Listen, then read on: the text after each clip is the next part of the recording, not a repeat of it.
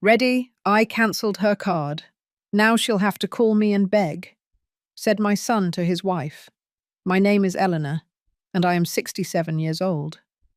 For my whole life, I believed that a mother's love was unconditional, unbreakable, eternal. I believed that children always valued their parents' sacrifices, that family was the most sacred thing that existed. I was wrong, and that mistake almost destroyed me. It all began 2 years ago, when my son, Robert, my only child, the boy I raised alone after being widowed, decided to marry Helen. I was happy for him. Truly, I was. After years of watching him in failed relationships, he finally seemed to have found someone who made him smile. Helen was a sweet, shy girl who worked as an elementary school teacher and always treated me with respect. I thought she would be the perfect daughter-in-law, that I would finally have the unified family I had always dreamed of. When I became a widow 7 years ago, after my husband Richard died suddenly of a heart attack, I learned to be strong. I had to be. I worked as an accountant for 40 years, saved every cent I could, and managed to build something solid. My own house, where Richard and I lived our best years, and 2 small apartments I bought as an investment that I rented out to have a stable monthly income. I wasn't a millionaire. I didn't live in luxury, but I was independent. I had my dignity, my stability, my peace. Or at least, that's what I thought. Robert was always a spoiled child, I admit it. Maybe it was my fault. Maybe after losing Richard, I wanted to compensate for that absence by giving him everything he asked for. I paid for his full college education, bought him his first car when he graduated, and helped him with the down payment for his consulting business. I always thought I was investing in his future, that one day he would do the same for his children, that this was how families worked. When he announced his engagement to Helen, I didn't hesitate for a second to help him with the wedding expenses. I spent almost $15,000 on the venue, the food, Helen's dress, everything. I wanted them to have the perfect day, to start their marriage without debt, without worries. But that's where I made my first mistake. Because after the wedding, Robert came to visit me with a proposal. "Mum," he said, with that charming smile he always used when he wanted something, "Helen and I are looking for an apartment, but the rents in Boston are crazy expensive. How about we rent your apartment on Morelos Street? I'm keeping Morelos Street as a name, but placing it in the US context of Boston. We'd pay you, of course, but it would be much cheaper than looking elsewhere." I looked at my son, saw the hope in his eyes, and I couldn't refuse. I usually rented that apartment for $800 a month, but I told Robert he would only pay me $300, almost nothing, just to cover the basic expenses of the place. "It's okay, son," I replied, "but with one condition.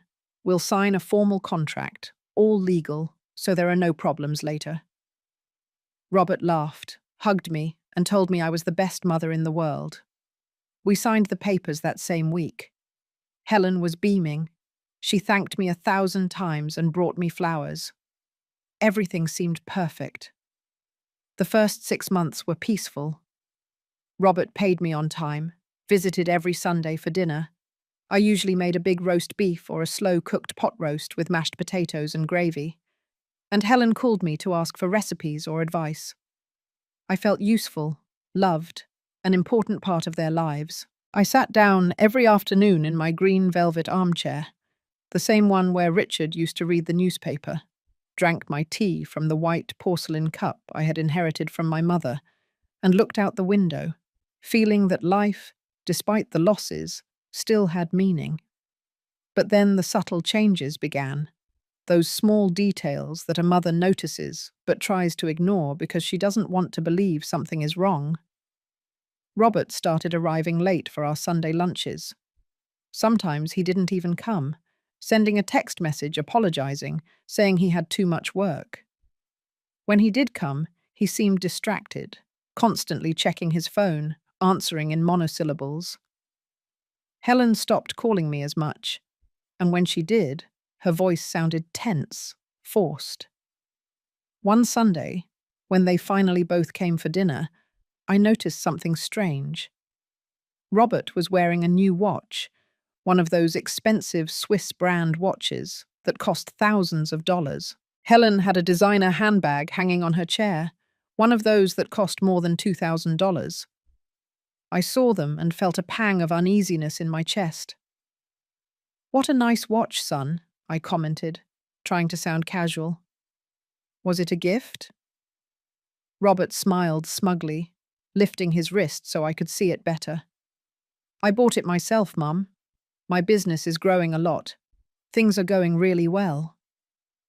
I nodded and smiled, but inside, something didn't add up. If his business was doing so well, why was he still living in my apartment, paying only $300? Why wasn't he looking for a better place, one more in line with his supposed success? I kept my doubts to myself. I didn't want to be the intrusive mother, the critical mother-in-law. But the signs kept appearing, one after another, like pieces of a puzzle I couldn't yet see completely. 2 weeks after that lunch, I received a call that chilled me. It was from the bank, an automated message informing me about a rejected charge on my credit card due to insufficient funds. I hung up, confused, checked my banking app on my phone, and what I saw took the air out of my lungs. My checking account, where I always kept at least $5,000 for emergencies, had a balance of barely $200. I reviewed the transactions with trembling hands, and there they were. Transfers I hadn't authorized, payments to electronics stores, expensive restaurants, a luxury clothing store. All made in the last 2 months. All for amounts between $500 and $1,500. I felt the walls closing in on me. I immediately called the bank.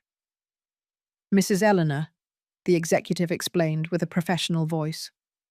"These movements were authorized with your additional debit card, the one registered under Robert Delgado as an authorized user." I was speechless. Yes, I remembered adding Robert as an authorized user years ago when he was in college, and I wanted him to have access to money in case of emergencies. But that was more than 15 years ago.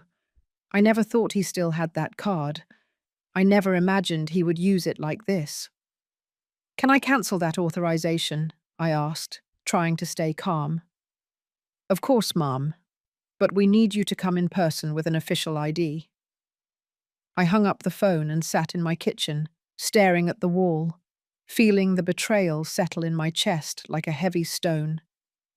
My own son was stealing from me. There was no other word for it.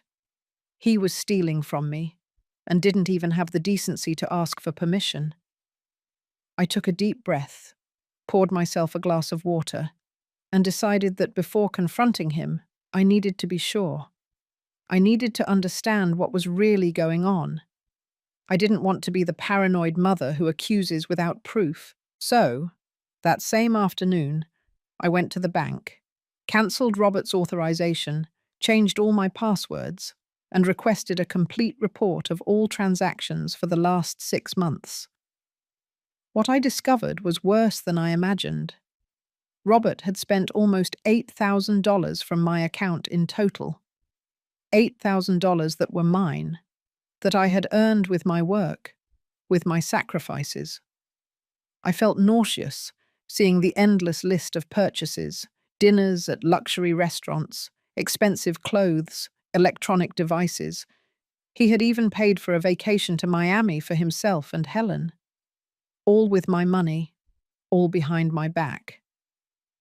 I put the papers in an envelope, left them in my desk drawer, and waited because I still had a small hope that there was an explanation, that my son would come to me, confess he had financial problems, and ask me for help like a responsible adult.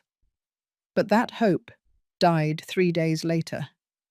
It was a Thursday afternoon, around the 4 o'clock hour. I had gone to Robert's apartment because Helen had called me that morning, asking me to bring her some containers of food, saying she had been sick to her stomach and didn't feel like cooking. I knocked on the door. No one answered, but I heard voices inside. I used the copy of the key I had as the apartment owner and entered, calling out, "Helen? It's me, Eleanor. I brought the food." Silence. I walked toward the living room, and then I heard it. Robert's voice was coming from his office, the small room he used for work. He was talking on the phone, and his tone was mocking, arrogant, completely different from the one he used with me. "No, bro, I'm telling you it's all resolved," he said, laughing. "I cancelled the extra card I had for my mom before she realized how much I spent. The old lady doesn't even check her statements often. And you know what the best part is? Now that she cancelled my access to her account, I cancelled her primary credit card. I have copies of her documents. I made the call to the bank, pretending to be her advisor, and that's it. Now, if she wants to get her card back, she'll have to call me. She'll have to beg. She'll have to understand that she can't treat me like a kid anymore. It's time she learns who's in control here." I stood petrified on the other side of the door. I felt the floor disappear beneath my feet, all the air rushing out of my lungs at once. My son, my only son, the child I had dedicated my entire life to, was planning to manipulate me, control me, and humiliate me. And the worst was the tone of his voice, that cruel laugh, that sick satisfaction in talking about making me beg. I backed away silently, left the apartment without a sound, walked down the stairs with my legs trembling, got into my car and sat there, clutching the steering wheel, trying to process what I had just heard. The tears came later, when I got home, when I closed the door behind me, and finally allowed myself to feel all the pain, all the betrayal, all the disappointment. I cried like I hadn't cried since Richard's funeral. I cried for the son I thought I had, who turned out to be a stranger. I cried for all the years of sacrifices he trampled without thinking twice. I cried for my naivety, for blindly trusting him, for not seeing the signs sooner. I sat in my green velvet armchair, the same one where I had so often imagined my future grandchildren playing, and felt that the entire future I had dreamed of was crumbling into ashes. But then, between the tears, something changed.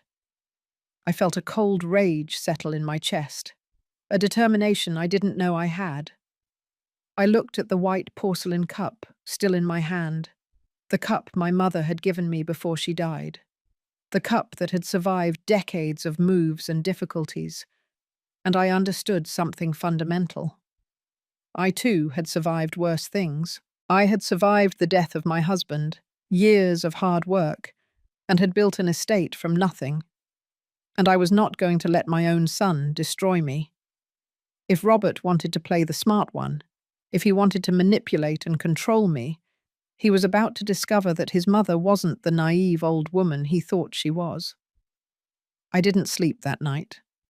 I stayed awake at my desk, reviewing every document I had, the lease for the apartment where Robert lived, the papers for my properties, my bank accounts, everything. I reviewed every detail with the meticulousness of the accountant I had been for 40 years. And as I reviewed, a plan began to form in my mind. A cold, calculated, perfect plan. Robert wanted to make me beg. Fine. But he was about to learn a lesson he would never forget. Because it turned out that the apartment where he lived so comfortably, paying only $300 a month, was still entirely in my name. And the contract we had signed had a very specific clause that I myself had included.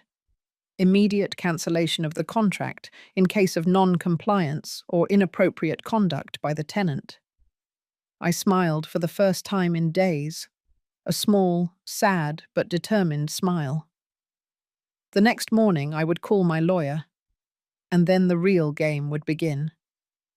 At 8 o'clock in the morning on Friday, I called Eric Marshall, my trusted lawyer for more than 20 years. Eric was the one who helped me with all the legal paperwork when Richard died, who reviewed the purchase contracts for my apartments, who always advised me with patience and honesty.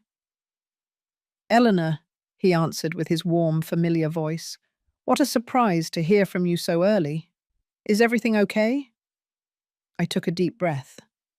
Eric, I need you to review a lease agreement and tell me exactly what my rights are as the owner to cancel it. There was a pause. Problems with a tenant? His voice became professional, alert. Yes, I replied, feeling the words stick in my throat. With my son, Robert. Eric didn't ask unnecessary questions. He asked me to send him a copy of the contract by email and scheduled a meeting at his office that same afternoon. At 3 o'clock, I was sitting across from his desk, watching him read every line of the document carefully. Finally, he looked up, took off his glasses, and looked at me with a mixture of pity and understanding. Eleanor, I'm so sorry you're going through this, but legally you have every advantage. This contract clearly specifies that it requires 30 days' notice for cancellation by either party, but it also includes this clause for immediate termination for justifiable cause. If you can prove that Robert engaged in fraudulent conduct or misused your confidential information as the owner, you can cancel the contract immediately. I took the envelope from my purse with the bank statements, copies of the unauthorized transactions, everything perfectly organized. Eric reviewed each paper carefully, taking notes in his notebook. This is enough, he finally said. Robert used an old bank authorization to access your money without your current consent. That is a breach of trust. Technically, it could be considered family fraud. You have solid grounds to cancel the contract. He explained the process to me. I needed to send a legal eviction notice with 72 hours' notice. A judicial officer would have to deliver it by hand, and after that period, Robert and Helen would have to vacate the property. Are you sure you want to do this? Eric asked me gently. He's your son, Eleanor. Once you take this step, there's no turning back. I looked out his office window, saw the city stretching out under the grey afternoon sky, and thought of all the times Robert had hugged me as a child, all the nights I spent awake caring for him when he had a fever, all the sacrifices I made believing I was building a future for him. And then I remembered his words. Now she'll have to call me and beg. I remembered the cruel laugh, the contempt, the satisfaction in planning my humiliation. I am absolutely sure, I replied, with a voice I didn't recognize as my own, cold and firm. Proceed with everything, Eric. I want the eviction executed exactly on Monday at 6 o'clock in the evening. Eric nodded and immediately began drafting the documents. While he worked, I took out my phone and checked my bank accounts. Just as Robert had promised on the phone, my primary credit card was blocked. I called the bank, explained the situation, filed a formal complaint for identity theft, and after 2 hours of bureaucratic procedures, I managed to get my card reactivated and block any future access Robert might have. I also changed all my account passwords, updated my security questions, and made sure none of my documents were within my son's reach. On Monday morning, a judicial officer knocked on Robert's apartment door. I watched him from my car parked across the street, my heart pounding so hard I could hear it in my ears. Helen opened the door, received the envelope with the legal notification, and signed the acknowledgement of receipt with trembling hands. I saw her read the document, watched her face turn pale, and her eyes fill with tears. I felt a pang of guilt because Helen really seemed like a good girl, but I reminded myself that this was necessary, that I couldn't allow Robert to keep manipulating me. The officer left. Helen closed the door, and I started the car and drove home, feeling a strange mix of power and sadness. Over the next 3 days, Robert tried to call me 16 times. 16 calls I rejected one after another. He sent me text messages that said things like, "Mum, I urgently need to talk to you. I don't understand what's happening. Please, answer."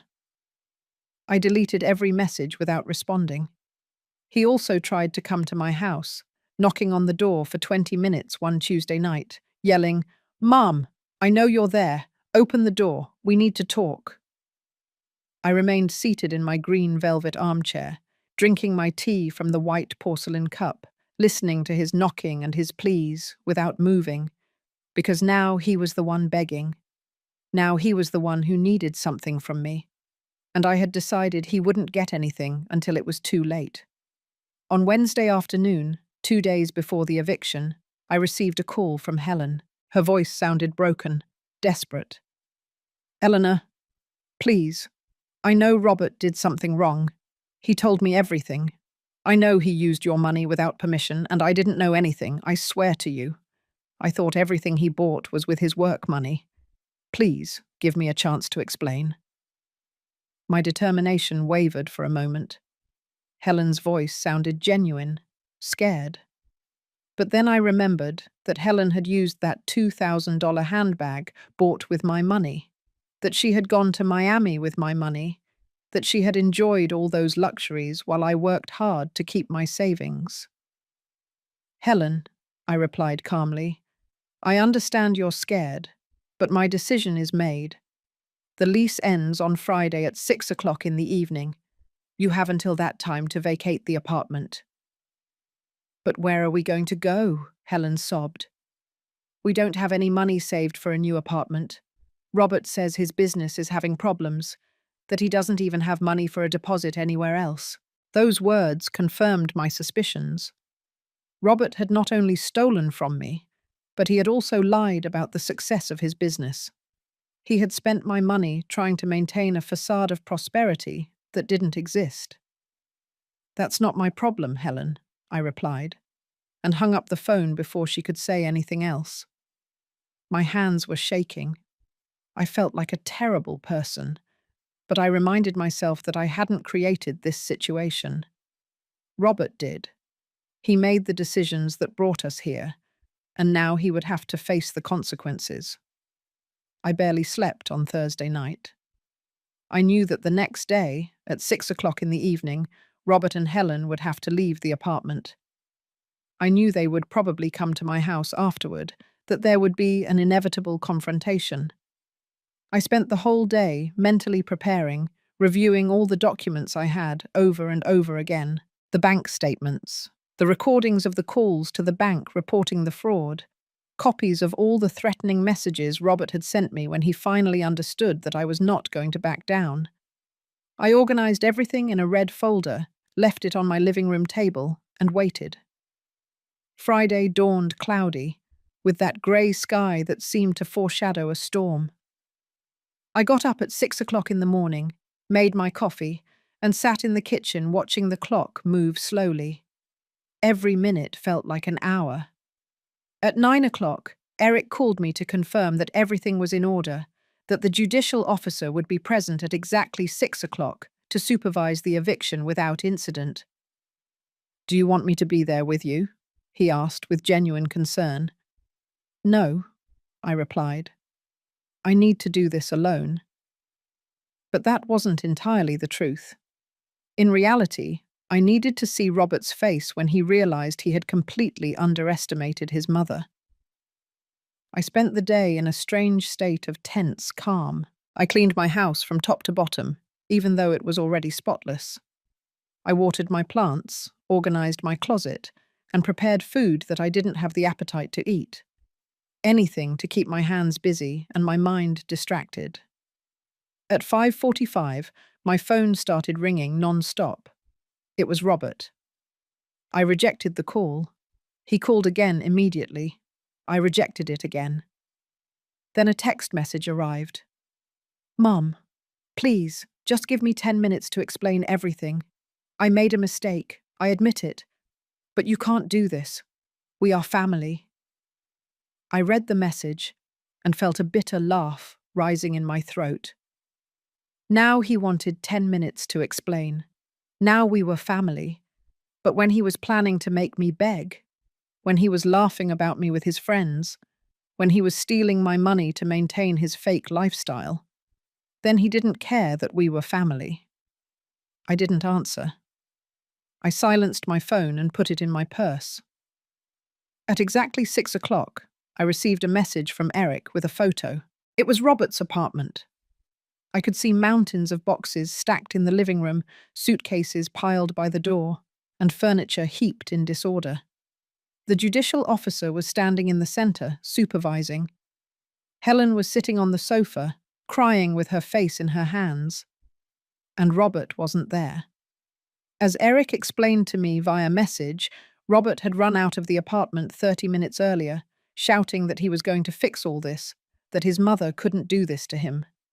I smiled. I knew exactly where he had gone. 20 minutes later, I heard a car brake sharply in front of my house. Hurried footsteps, desperate pounding on my door. "Mom, open the door. We need to talk now." Robert's voice sounded agitated, furious, and desperate. I got up from my armchair, smoothed my pants, took a deep breath, and walked toward the door with slow, measured steps. Every step was a conscious decision. Every step was a reaffirmation of my dignity. I opened the door, and there was my son. His hair was messy, his shirt wrinkled, his eyes injected with fury and panic. "What the hell are you doing?" he shouted without even greeting me. "How can you kick us out onto the street like this? I'm your son." I looked at him in silence for long seconds. I observed every detail of his face, looking for any trace of genuine remorse, of shame, of acknowledgement of what he had done. I found nothing. There was only indignation, as if he were the victim, as if I were doing something unfair to him. "Come in," I finally said, stepping aside. Robert entered like a storm, walked straight into my living room, and turned to face me with clenched fists. "Explain what's happening. Why did you cancel the contract without telling me? Why aren't you answering my calls? Helen is destroyed. She's crying non-stop, and I don't know what to tell her." I sat in my green velvet armchair, crossed my hands over my lap, and looked at him with a calm I didn't know I possessed. "Sit down, Robert." My voice sounded soft but firm, the voice of someone who has complete control of the situation. He hesitated, clearly expecting a fight, yelling and drama, but I wasn't going to give him that satisfaction. I said, "Sit down." This time, my tone was sharper. Robert slumped onto the couch across from me, his leg bouncing nervously, his hands rubbing against each other. "Tell me what you want," he spat the words out. "If it's money, if you want me to pay you something, we can arrange a payment plan, but you can't leave us homeless from one day to the next." I took the red folder I had left on the table and placed it on my lap, still unopened. "Robert, let me ask you a question. Do you remember when you were 10 years old and were accused of stealing money from the school's cash box?" He blinked, confused by the change of subject.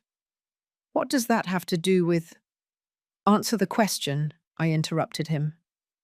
Robert clenched his jaw. "Yes, I remember. And you defended me because you knew I hadn't." "Exactly," I nodded. "I defended you because I trusted you, because I believed your word. Because that's what mothers do. We trust our children even when everyone else points fingers." I got up, walked to the window, and watched the street darkened by the sunset. "For years, Robert, I defended you to everyone. When your father said I was spoiling you, I defended you. When your teachers said you were irresponsible, I defended you. When your own friends warned me that you were changing, I ignored them, because I thought I knew my son better than anyone else." I turned to look at him. But it turns out everyone was right, and I was blind. Blinded by love. Blinded by the hope that my son would be an honest and grateful man. Robert stood up abruptly. "What are you talking about?" Why are you talking like I'm some kind of criminal? I just needed a little borrowed money. I was going to pay you back. His voice rose in volume. His cheeks flushed. Borrowed? I repeated the word slowly. Borrowed money is taken without permission? Borrowed money is spent on luxury watches and vacations, while your mother is still working to make ends meet. I opened the red folder and took out the bank statements. $8,200, Robert. That's what you took from my account using an authorization I gave you 15 years ago for college emergencies. I placed the papers on the coffee table, one by one, like cards in a poker game. Robert looked at them, and his face went from red to white in seconds. I thought that you have money, Mum. You have your apartments, your savings. His voice became small, childish. And that gives you the right to steal from me? I asked, and the word steal dropped between us like a bomb. I didn't steal from you, he shouted. I just borrowed it. Stealing is taking what does not belong to you without the owner's permission. I recited the definition with an icy voice. And that is exactly what you did. Robert began pacing back and forth across my living room, running his hands through his hair. Fine. Fine. I made a mistake. I'm sorry. Is that what you want to hear? I'm sorry. Well, I'm sorry, Mum. Now please, let us stay in the apartment. I promise I'll pay you back every cent. I watched him fall apart, saw the arrogance turn into desperation, and I didn't feel the satisfaction I expected to feel. I only felt a deep emptiness, an immense sadness for everything we had lost. Do you know what the saddest thing about all this is, Robert? I asked in a measured voice, feeling every word weigh tons. It's not the money. I can get the money back by working, saving, being careful. The saddest thing is that you destroyed something that can never be recovered. My trust. And without trust, there is no family. Robert stopped pacing and looked at me with pleading eyes. Those same eyes he used as a child when he wanted to convince me to buy him a toy or let him stay up late. But he wasn't a child anymore. He was a 35-year-old man who had made conscious, calculated, cruel decisions. Mom, please, his voice broke. I know I messed up. I know it. But give me a chance to fix it. Helen has nothing to do with this. She's innocent. You can't leave her on the street for my mistakes. I raised an eyebrow. So now you're worried about Helen? How interesting. Because when you spent $2,000 on that designer handbag for her, when you paid for that vacation to Miami, when you showered her with gifts with money that wasn't yours, you didn't think about the consequences she would face when all this came to light. Robert opened his mouth to reply, but I raised my hand to stop him. I'm not finished. I took another document from the red folder. It was a printed transcript of the phone call I had secretly listened to, the one Robert had with his friend. I had asked a technician to help me properly document it from my phone, where I had recorded parts of the audio. I want you to read this out loud, I said, handing him the paper. Robert took it with trembling hands. His eyes scanned the lines, and I saw the colour completely abandon his face. Mum, Read it, I ordered, with a voice of steel. He swallowed. His hands were shaking so much that the paper crinkled. I already cancelled her card, he began to read in a barely audible voice. Now she'll have to call me and beg if she wants anything. It's time she learns who's in control here. Every word came out of his mouth like poison. The old lady doesn't even check her statements often. She's perfect for manipulating. I saw tears begin to accumulate in his eyes, but I felt no compassion. I had spent all my tears during these days. I had processed all my pain in solitude. Now, only the cold, hard truth remained. Keep going, I instructed when he paused. My mum has always been weak. She always gives in to everything I ask for. I thought it was time to take charge of her finances before she spends everything on nonsense. Robert dropped the paper as if it burned his hands. I didn't mean that. I was angry. I was just talking. Angry about what? I interrupted him. Angry because your mother gave you everything for 35 years and finally wanted to set a limit? Angry because a 67-year-old woman still has control over the money she earned herself with her work? I stood up and walked toward him, looking him directly in the eyes. Let me explain something that you seem to have never understood, son. I am not weak. I survived the death of the love of my life. I worked 40 years in a job I didn't always like to build an estate. I raised a child alone who constantly challenged me and demanded more. None of that is weakness. What you confused with weakness was unconditional love. But it turns out that even unconditional love has limits. Robert dropped to his knees in front of me, literally on his knees, his hands clasped in a pathetic plea. Mum, I beg you, forgive me. I'll do anything. I'll go to therapy. I'll seek help. I'll change completely, but please don't leave us homeless. Helen is pregnant. Those last words fell like a bomb in the middle of the room. I froze, feeling my carefully constructed plan threaten to crumble. What did you say? My voice sounded distant. Strange. Helen is pregnant, Robert repeated with renewed desperation. 2 months along. We hadn't told you yet because we wanted to wait until the 3rd month. But now I need you to know. You're going to be a grandmother. Mum, you can't do this. You can't leave your grandchild homeless. I backed away as if I had been physically struck. A grandchild. I was going to be a grandmother. For years I had dreamed of that moment. I had imagined what it would be like to hold a baby again, to watch him grow, spoil him and love him. And now Robert was using that information as a weapon, as a desperate last card to manipulate me. I saw in his eyes that he knew exactly what he was doing. He knew he had found my weak point. And in that moment, I understood that if I gave in now, if I allowed this news to change my decision, I would be establishing a pattern that would repeat for the rest of my life. Robert would learn that he could do whatever he wanted, hurt me however he wanted, and there would always be something to use to manipulate me. First the grandchild, then the child's well-being, then his education. Always something. Get up, I told him with a trembling but firm voice. Mum, please. I said, get up. My tone allowed no discussion.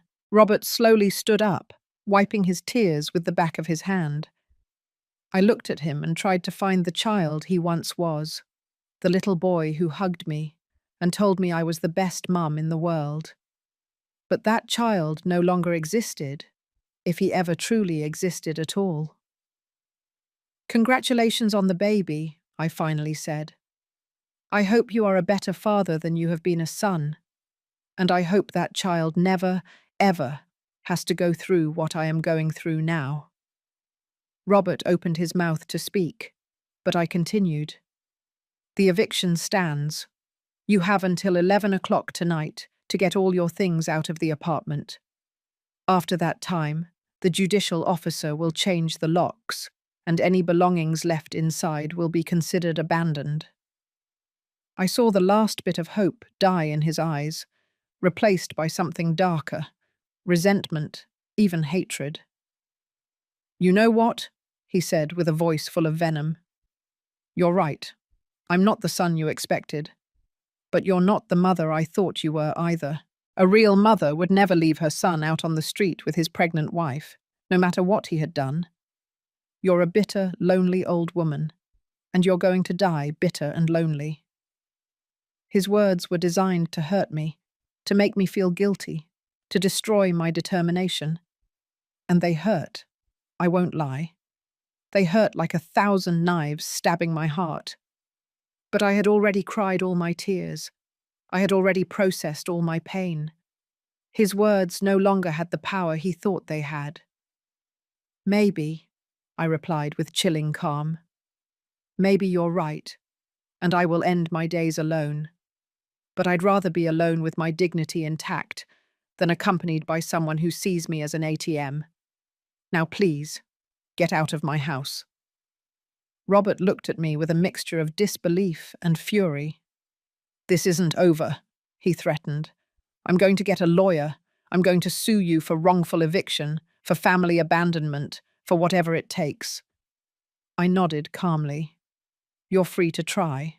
Eric Marshall, my lawyer, will be happy to present all the evidence of financial fraud, misuse of confidential information, and breach of trust that we have compiled.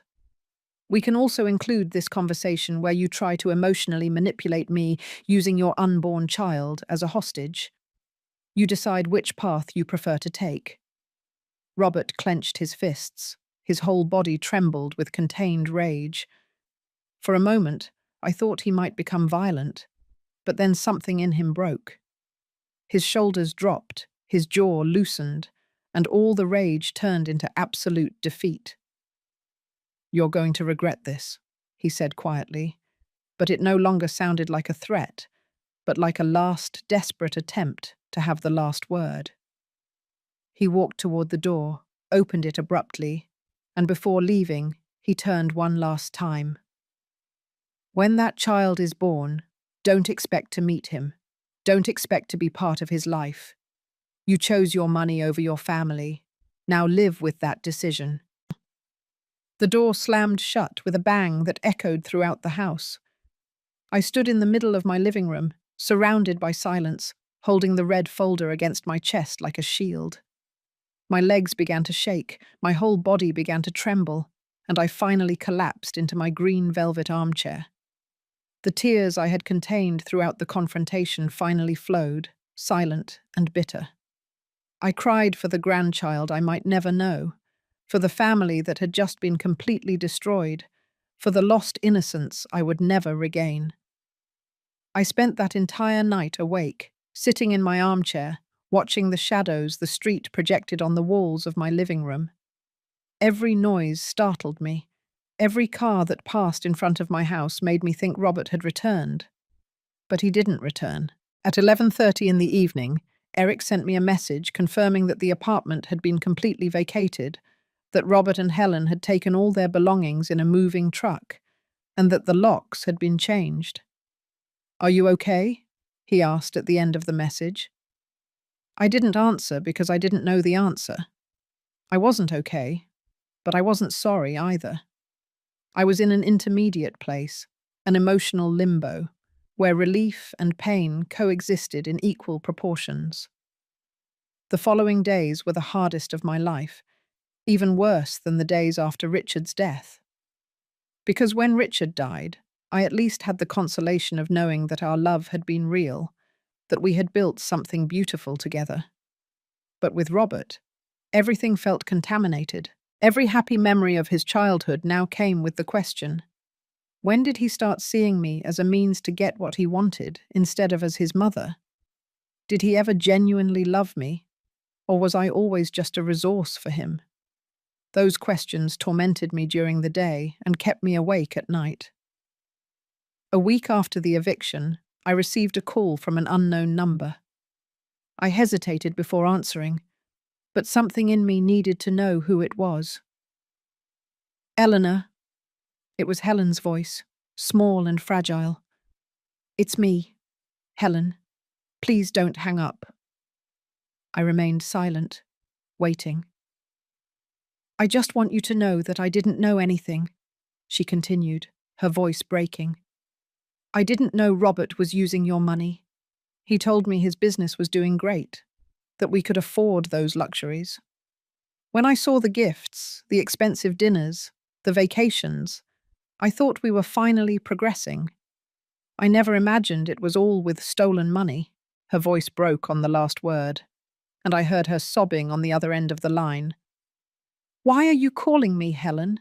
I asked with exhaustion, without the energy for more drama. "Because I need you to know the truth," she replied between sobs. Robert is not the man I thought he was.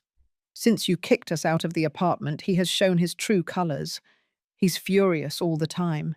He blames me for not being more useful in convincing you. He says that if I had insisted more, you would have given in. We're living at his friend Adrian's house, sleeping on a sofa bed, and Robert spends all day looking for ways to get revenge on you instead of looking for a job or a new apartment. A chill ran down my spine. Get revenge how? Helen took a deep breath. He's been calling your neighbors, telling them you're a cruel old woman who abandoned her pregnant son on the street. He's posted horrible things about you on social media, saying you're an unnatural mother. He even talked about going to your job, about making a public scene to humiliate you. My heart started beating faster. Helen, if you're calling me to scare me— No, she interrupted urgently. I'm calling to warn you, and to ask you something. I'm leaving. Eleanor, I'm going back to my parents' house in San Diego. I can't stay with a man who is capable of hating his own mother so much. If he's capable of doing this, what will he do to me when the baby is born and things get tough? I felt a mixture of relief and sadness for Helen. I think that's a wise decision, I told her sincerely. But before I go, Helen continued, I need to give you something back. 2 days later, Helen came to my house. She arrived in a taxi with a small suitcase and a paper bag in her hands. She looked haggard, with deep circles under her eyes, her hair tied back in a messy ponytail. I invited her in, but she shook her head. I can't stay long. Robert thinks I'm at the doctor. I just came to give you this. She handed me the paper bag. Inside were several items. The designer handbag Robert had bought her, a pair of expensive earrings, and a silk scarf. I don't want them, Helen said firmly. They were bought with your money. They don't belong to me. I took the bag, touched by the gesture. Helen, this isn't your fault. I know, she interrupted me, but I still can't keep them. Every time I see them, they remind me of this whole mess. We were silent for a moment. Is the baby okay? I finally asked, unable to contain the question that had been gnawing at me inside. Helen nodded, placing her hand on her still flat belly. Yes, he's fine. I just had my first ultrasound. She hesitated a moment, then took a photo from her pocket and handed it to me. I thought maybe you'd want to see it. I took the photo with trembling hands. It was a blurry, black and white image, where I could barely make out a small shape that would be my grandchild. I felt something break inside me. All the defenses I had built crumbled in an instant. He's beautiful, I whispered, tracing the outline of the image with my finger. Eleanor, Helen said softly, I know Robert did terrible things to you. I know he has to face the consequences of his actions. But this baby is innocent. And even though you and Robert can't fix your relationship, I hope that someday you can meet your grandchild. Because all children deserve to have a grandmother, especially one like you. Her words pierced me like arrows. One like me, I repeated bitterly. Robert called me a cruel, bitter old woman. Helen shook her head. Robert is hurt and resentful, but I saw how you were with him when he came to visit you. I saw how you prepared his favorite meal every Sunday, how you kept his childhood photos in your living room, how your face lit up every time you talked about him. That's not a cruel woman. That is a woman who loved her son unconditionally, until he broke that trust in the worst possible way. Tears began to roll down my cheeks, and I couldn't stop them. Thank you, was all I could say. Helen hugged me, a brief but sincere embrace, and then walked away toward the taxi waiting for her. When the baby is born, I'll send you photos, she said before getting in. And when he's ready, if you're ready, you can meet him, but far from Robert. at least until he decides to grow up and be a real man. I watched the taxi drive away down the street and stood in my driveway, holding the ultrasound against my chest, feeling a mixture of hope and pain that I didn't know how to process. That night, I put the ultrasound in a small frame I had saved and placed it on my nightstand, where I could see it before I went to sleep. I also saved the items Helen had returned to me. The next day, I took them to a consignment store and sold them. The money, about $3,000, I deposited into a new account I opened specifically for my future grandchild. If Helen kept her word and allowed me to be part of the baby's life, that money would be there for his education, for his future, for the things that really mattered. Days passed and turned into weeks. Robert never contacted me again, never threatened me again, and never showed up at my work as Helen had warned he would. It was as if he had disappeared from my life completely, leaving only a huge void where my son had once been. Some days, that void hurt so much I could barely breathe. Other days, I felt relieved, free from the toxicity our relationship had become. I learned to live with that duality, with the fact that both feelings could be true at the same time. A month after the eviction, I was at the supermarket doing my weekly shopping when I heard a familiar voice calling my name. Eleanor? Eleanor Delgado. I turned around and saw Mary Beth Stevens, a former colleague from my years as an accountant. We hadn't seen each other in at least 5 years. Mary Beth, what a surprise. I greeted her with a genuine smile. Mary Beth approached, pushing her cart, her face showing concern. Eleanor, I heard some rumors, and I need to know if you're okay. Someone told me your son was saying horrible things about you on social media, that he accused you of abandoning him. I sighed, feeling the weight of the situation again. It's a long story, Mary Beth. She took my hand in hers. I have time. Do you want to grab a coffee after shopping? I accepted her offer.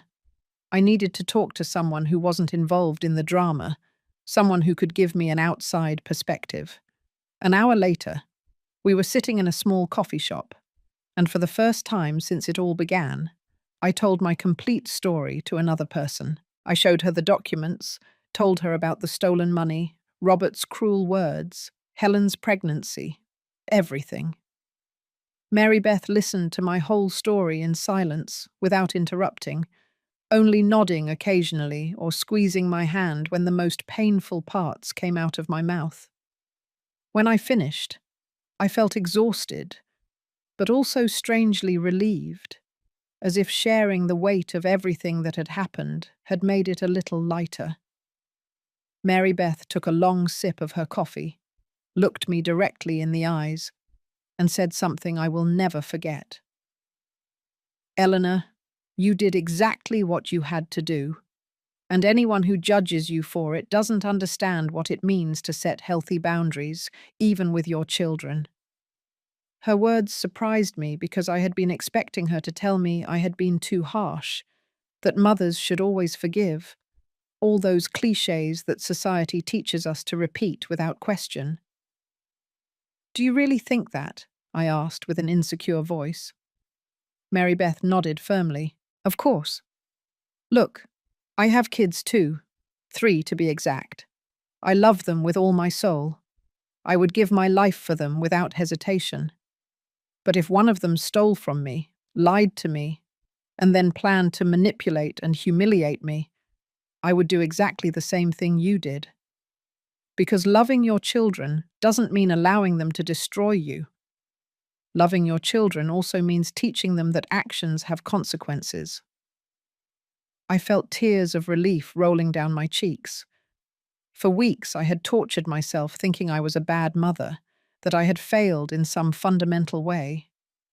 Hearing another mother, another woman who understood the complexity of these relationships, validate my decision was like a balm for my wounded soul. But the baby, I whispered. I'm going to lose the chance to know my grandchild. Mary Beth shook her head. Helen told you she would send you photos, that eventually you could meet him.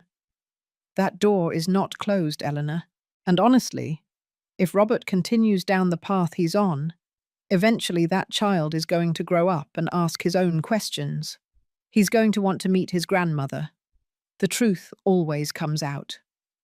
I left that coffee shop feeling stronger than I had felt in weeks. Mary Beth was right. I had done the right thing. It hadn't been easy. It hadn't been painless. But it had been necessary. That night, for the first time since the eviction, I was able to sleep through the night without waking up with nightmares. I dreamed of Richard, of the happy days we had shared, of his laughter and his way of always finding the positive side of things. In the dream, he took my hand and said, "I'm proud of you. You were braver than I would have been." The weeks turned into months. I rented the apartment where Robert had lived to a young newlywed couple who paid on time and treated me with respect. I went back to my usual routine. I worked from home doing accounting consulting for small businesses, tended my garden, and visited Mary Beth for coffee on Thursdays. Life continued, quieter than before, lonelier too, but with a peace I hadn't felt in years. I no longer had to worry about calls asking for money, visits where Robert only wanted something from me, or that constant feeling of being used. One day in October, 3 months after the eviction, I received a package in the mail. It had no return address, just my address written in a feminine handwriting that I recognized as Helen's. I opened the package with trembling hands, and inside I found a letter and several photographs. The letter read, "Dear Eleanor, I want you to know that I returned to San Diego with my parents. I officially separated from Robert 2 weeks ago. He is not seeking help. He is not changing. He is just sinking further into his bitterness and resentment. My parents are supporting me with the pregnancy. I am now 5 months along, and it's a boy. I decided to name him Richard, in honor of your husband, because when you told me stories about him, you always talked about what a good and honest man he was. I hope my son grows up to be like his grandfather, not like his father." I continued reading with tears falling onto the paper. The photos I included are from my latest ultrasounds.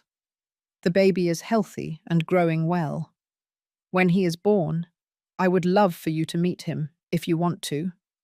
I know I can't replace the relationship you lost with Robert, but maybe we can build something new, something healthy, for Richard Jr. You don't have to answer now. Take your time. I just wanted you to know that I haven't forgotten you, and that I don't blame you for anything. With love, Helen. The photographs showed a perfectly formed baby, with tiny hands, feet, and profile. My grandson, Richard. I felt a wave of love so strong it took my breath away. That same afternoon, I responded to Helen using the return address she had included in the package. I thanked her for keeping me informed, told her I would love to meet Richard when she was ready, and included a check for $2,000 to help her with the baby's expenses. I also sent her the framed ultrasound she had given me months ago, thinking she might like to have it. In my letter, I wrote, "Helen, I admire your strength and courage in making the difficult decisions that will protect your son. I am here when you need me, not as an intrusive mother-in-law, but as someone who genuinely cares about you and Richard." 2 weeks passed before I received a reply. Helen called me crying, thanking me for the check, telling me her parents also wanted to meet me, that her whole family was grateful that the baby would at least have a grandmother who cared about him. We talked for almost an hour, catching up on our lives, sharing hopes for the future. For the first time in months, I felt that maybe, just maybe, something good could come out of all this pain. In November, I received another call, this time from a number I didn't recognize, but which had the same area code as Robert. I answered cautiously. Eleanor Delgado. It was a professional male voice. Yes, this is me. My name is George Harrison. I am calling on behalf of your son, Robert Delgado. He wishes to initiate legal proceedings against you for wrongful eviction and emotional distress. I felt my stomach drop, but I kept my voice calm. I understand. I recommend you contact my lawyer, Eric Marshall. I gave him Eric's number and hung up. I immediately called Eric and told him about the call. He sighed deeply. Eleanor, this was expected. Robert is desperate, and that lawyer probably promised him he could win some money with a lawsuit. But don't worry. We have all the necessary documentation to defend your case. The eviction was completely legal and justified. They don't have any solid basis. How long will this take? I asked, feeling tired.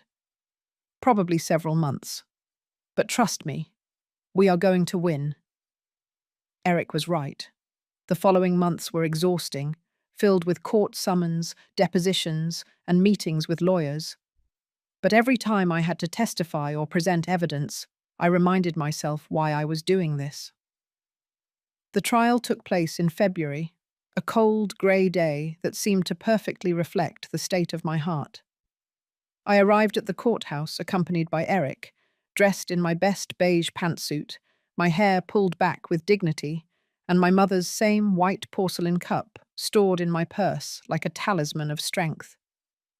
Robert was already there when we entered, sitting next to his lawyer, George Harrison, a man in his 40s with a grey suit and an expression of professional boredom. Our eyes met for a second, and what I saw in my son's eyes chilled my blood. There was no remorse, no sadness, only a cold, hard resentment, like steel. The judge, an older man named Judge Thompson, called the court to order and began the hearing. Robert's lawyer spoke first, painting a picture of a cruel mother who had kicked her pregnant son and his wife onto the street without warning, without compassion, and without real justification. Your Honor, George said with a dramatic voice, my client and his wife were literally left homeless from one day to the next. Mrs. Delgado acted with calculated coldness, without caring that her daughter-in-law was pregnant, without considering the consequences of her actions. This was not only an unjustified eviction, it was an act of family cruelty that deserves compensation. I listened to every word, feeling the rage bubble up in my chest, but I kept my face serene, my posture dignified. Eric had prepared me for this. He had told me Robert's lawyer would try to make me look like the villain of the story. When it was Eric's turn, he stood up calmly and began to present our evidence. The bank statements, showing the $8,200 Robert had taken without authorization. The copies of the conversations where Robert planned to manipulate and control me. The lease agreement that clearly stipulated the causes for immediate termination. Every document was meticulously presented, every piece of evidence building an unbreakable case.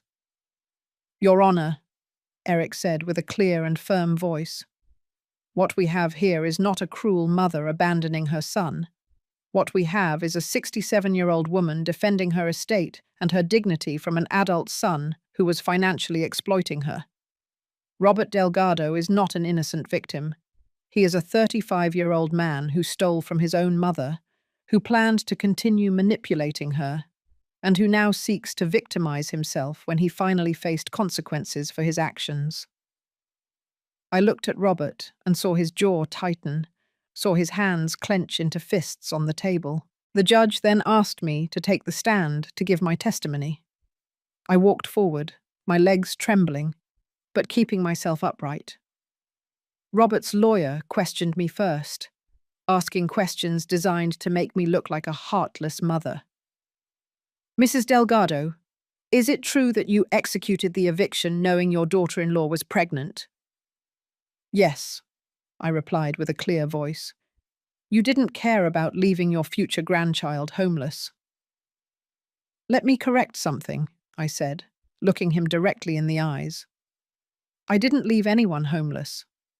Robert is an adult man with a college education that I paid for, with work experience, perfectly capable of finding another place to live. What I did was stop allowing him to live on my property, paying minimal rent, while he stole thousands of dollars from me. George tried to interrupt me, but the judge stopped him. Let her finish. I continued, feeling years of pain turn into words. For 35 years, I gave my son everything I had. I worked double shifts to pay for his studies. I spent my savings on his wedding. I offered him my apartment for a fraction of its real value. And he took all that and used it against me. He not only stole money from me, he planned to control me financially, humiliate me, and make me beg. All this while I still believed I was helping my son build his future. Tears began to roll down my cheeks, but I didn't wipe them away. I wanted everyone in that room to see my pain, to see the betrayal I had suffered. "And the baby?" George insisted. "You don't care about your grandson." "I care deeply," I replied with a broken voice. "That's why I opened a savings account with the money from the things Robert bought with my money. That's why I maintained contact with Helen, even after Robert threatened me. That's why I'm going to be part of my grandson's life if Helen allows me to. But I'm not going to allow Robert to use that baby as a tool of manipulation, as he tried to do when I told him the eviction would stand." I saw Robert suddenly stand up from his chair. "That's a lie," he shouted. "You never cared about us. You only care about your money." The judge struck his gavel. "Order. Mr. Delgado, sit down immediately or I will have you removed from the courtroom." Robert slowly sat down, but his gaze toward me was pure venom. The rest of the trial was a parade of evidence and counter-evidence. Eric presented written testimonials from my neighbors attesting to my character, from former colleagues confirming my professional integrity. He even presented a sworn statement from Helen, who from San Diego confirmed that Robert had hidden the origin of the money he spent from her, and that she fully supported my decision to set boundaries. Robert's lawyer tried to discredit every piece of evidence, but it was evident that he didn't have much to work with. The truth was on my side, cold and documented. After 3 hours of hearing, the judge retired to deliberate. Eric and I waited in the hallway, sitting on an uncomfortable wooden bench, without talking much. Robert and his lawyer were at the other end of the hallway, Robert pacing back and forth like a caged animal. 40 minutes later, we were called back into the courtroom. Judge Thompson had a serious expression as he read his verdict. After reviewing all the evidence presented, he began with a solemn voice. "This court determines that the eviction executed by Mrs. Eleanor Delgado was completely justified and legal." I felt my whole body relax with relief. The judge continued. "The evidence clearly demonstrates that Mr. Robert Delgado engaged in fraudulent conduct by improperly using his mother's financial resources. The lease agreement included specific clauses regarding termination for justifiable cause, clauses that Mr. Delgado violated. Furthermore, the recordings and transcripts presented show intent to manipulate and emotional abuse." The judge looked directly at Robert. "Mr. Delgado, the law does not protect adult children who exploit their elderly parents. Your mother had every right to protect her estate and her well-being. The lawsuit is dismissed in its entirety." But the judge was not finished. "In addition, this court orders Mr. Robert Delgado to reimburse his mother the amount of $8,200 that he took without authorization from her bank accounts, plus interest and legal costs. Mr. Delgado has 6 months to comply with this payment. Otherwise, further legal action will be taken." I saw Robert turn completely pale, saw his lawyer whisper something in his ear, probably explaining that he had just lost not only the trial, but now also had to repay the stolen money, plus his own lawyer's fees. The judge retired, and the room began to empty. Eric hugged me, congratulating me on the victory. But I didn't feel victorious. I felt exhausted, empty, as if I had run a marathon only to reach a finish line that no longer meant anything. While Eric collected the documents, Robert approached me. His lawyer tried to stop him, but he abruptly pulled away. We stood face to face, mother and son, separated by an abyss that no court judgment could close. "I hope you're happy," he said with a voice full of bitterness. "You won your money. I hope it's worth losing your son." I looked into his eyes, that son who had once been my whole world, and I felt a sadness so profound I could barely breathe. "Robert," I said softly, "I didn't lose my son. You lost your mother the day you decided that my value was in my bank account and not in the love I gave you for 35 years. He opened his mouth to reply, but no sound came out. We stood there in silence until he finally turned around and left the room without looking back. 3 months after the trial, on a warm day in May, I received a call from Helen. Her voice sounded different, tired but happy. "Eleanor, he's born. Richard is here." I felt my heart expand in my chest, as if every cell in my body was waking up with a joy I hadn't felt in years. "Are you both okay? Are you okay?" I asked with a trembling voice. "We're perfect. It was a long labor, but without complications. He weighs 7.5 pounds, has the most beautiful eyes I've ever seen, and I think he has your nose." She laughed softly. "Eleanor, I know you just won the trial and things have been difficult, but I would love for you to come and meet him. My parents want to meet you too." 2 days later, I was on a bus heading to San Diego, my heart pounding so loudly I thought everyone on the bus could hear it. I carried a bag full of gifts for the baby, clothes I had knitted myself during sleepless nights, a soft ivory blanket, a small teddy bear, and a letter I had written for Richard Jr., explaining who his grandfather had been, the man in whose honor he was named. I also carried my mother's white porcelain cup, carefully wrapped in silk paper. Someday I would give it to Richard, so he would know that some things survive the storms. Helen's parents' house was small but cozy, painted light yellow with a garden full of flowers. Helen opened the door and we hugged, 2 women united by tragedy, but also by the hope of something new. Come in," she said, guiding me inside. "Mom, Dad, this is Eleanor." An older couple approached, smiling. Audrey, Helen's mother, was a plump woman with rosy cheeks and kind eyes. Frank, her father, was a tall, thin man with working hands and a shy smile. "Welcome to our home," Audrey said, hugging me as if she had known me all my life. "Helen told us everything. You're a very brave woman." And then I saw him. In a small wooden crib next to the sofa, wrapped in a light blue blanket, slept Richard. I approached with slow steps, almost afraid, as if it were a dream that could break if I moved too fast. He was perfect, small, fragile, with black fuzz on his head, his fists clenched next to his little face, his cheeks round and pink. "May I?" I asked Helen in a barely audible voice. "Of course," she replied. "He's your grandson."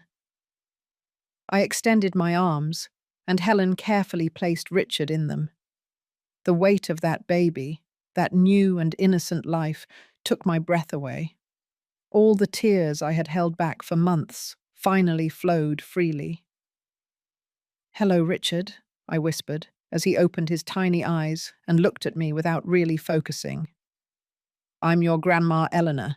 I'm so sorry I wasn't here from the beginning, but I promised to be here now. I'm going to tell you stories about your Grandpa Richard, the kindest man I ever knew. You're going to grow up knowing that you come from a line of strong, honest people who don't give up even when everything seems lost." The baby yawned, moved his little hands, and one of his fingers curled around mine. In that moment, I felt something I hadn't felt in a long time. Hope. Hope that the mistakes of one generation didn't have to be repeated in the next, that this child could grow up and be different. I spent 3 days in San Diego, getting to know Helen's family, helping with Richard, sharing meals and conversations. Audrey and Frank treated me with a warmth I hadn't expected, as if I were part of their family. One night, while Helen slept and I held Richard, who didn't want to sleep, Frank sat down next to me. "Eleanor," he said with his gentle voice, "Helen told us everything that happened with Robert. I want you to know that we don't judge you. You did what you had to do. And this child will have the privilege of knowing a grandmother who had the courage to set boundaries even when it hurt." His words comforted me in a way I didn't know I needed. When I returned home, everything looked different. The walls that had felt so empty now seemed full of possibilities. I placed a photo of Richard in my living room, next to the photos of Richard Sr. I started making plans to visit them once a month, to maintain that connection, to be the grandmother that child deserved. Robert never contacted Helen asking about his son. According to her, he had completely disappeared after the trial. He wasn't paying the child support the judge had ordered. He wasn't calling or writing. It was as if he had decided that if he couldn't have control, then he didn't want anything. 6 months after Richard's birth, in November, I received a legal notification. Robert had filed for bankruptcy, and the money he owed me would probably never be seen. Eric called me, apologizing, explaining the legal options we had. But I stopped him. "Let it go," I told him. "I don't want to chase that money anymore. I don't want to have any connection with him." It was true. The money no longer mattered. I had won something much more valuable. My dignity, my peace, and a relationship with my grandson that grew stronger every day. A year after the eviction, I was sitting in my green velvet armchair, drinking tea from my mother's white porcelain cup, looking out the window at the garden that Richard and I had planted together so many years ago. In my lap, I had a photo album of Richard Jr., already 1 year old, taking his first steps, smiling with 2 tiny teeth. Helen sent me photos every week, called me to tell me about his progress, and included me in every important moment. The child called me Gamma, his version of Grandma, and every time I heard it, my heart melted. Mary Beth came to visit me that day, as she did every Thursday. I showed her the most recent photos, told her about Helen's plans to move closer to my city so Richard could see me more often. "Look how far you've come," Mary Beth said, squeezing my hand. "A year ago you were heartbroken, and now look at you. You rebuilt your life, you set healthy boundaries, and you gained a beautiful relationship with your grandson." She was right. The pain had been immense, the loss and devastating, but I had survived. And I had not only survived, I had flourished in ways I never imagined possible. Some nights, I still thought about Robert. I wondered where he was, if he ever reflected on what he had lost, if he would ever come seeking reconciliation. I had decided that if that day came, I would listen to him, but reconciliation would require more than empty apologies. It would require real responsibility, genuine change, and time. A lot of time. For now, I focused on what I had. My house, my peace, my dignity intact, and a beautiful grandson who filled my heart with joy every time I saw him. I took my white porcelain cup, the same one I had held in the worst days of my life, the same one my mother had given me, telling me that some things are too valuable to break, and took a long sip of tea. I looked at the photo of Richard Sr. on the wall and spoke to him silently as I often did. "I did it, love. It was horrible. It was heartbreaking. But I did it. I set boundaries. I defended my dignity. And our grandson is going to grow up knowing he came from strong people, people who don't let themselves be trampled, even by those they love. The sun began to set, filling my living room with a warm, golden light. I stood up, watered my plants, prepared some dinner, and sat down to eat in peace. My house was my fortress, my refuge, my kingdom. And I had learned, in the most painful way possible, that sometimes loving someone means letting them go. It means closing doors you never thought you would have to close. But I had also learned that on the other side of those closed doors, new windows sometimes open, opportunities for different but equally valid love. That night, before going to sleep, I wrote in my journal, something I had started doing as therapy during the difficult months. Today marks exactly 1 year since I made the hardest decision of my life. A year since I chose my dignity over the comfort of remaining a victim. I don't regret it. It hurts. It probably always will hurt a little. But I don't regret it. Because I learned that true love, the love that is worthwhile, does not require you to destroy yourself to prove it. I learned that setting boundaries is not cruelty, it is survival. And I learned that even at 67 years old, I can still be brave. I closed the journal, turned off the light, and fell asleep hugging the photo of Richard Jr., dreaming of all the Sunday afternoons we would spend together, all the stories I would tell him, and all the love I still had to give. My house is my fortress, and now I know exactly who deserves to be inside.